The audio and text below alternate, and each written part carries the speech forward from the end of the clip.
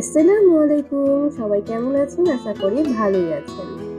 গেল 14ই ফেব্রুয়ারি ছিল বিশ্ব ভালোবাসা দিবস ও বসন্তের প্রথম দিন। তার সাথে এইবার একই দিনে ছিল পবিত্র শবে বরাত।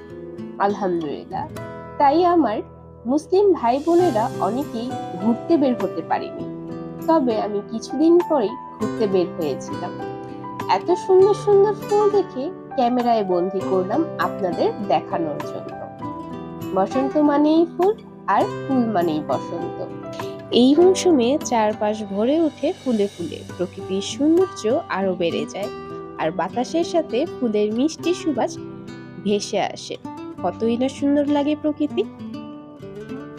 আমার বাড়ির ছাদেও বেশ কিছু ফুল ফুটেছে, দুই রঙের চন্দ্রমল্লিকা, কাটামুকুট ও গাঁদা ফুল।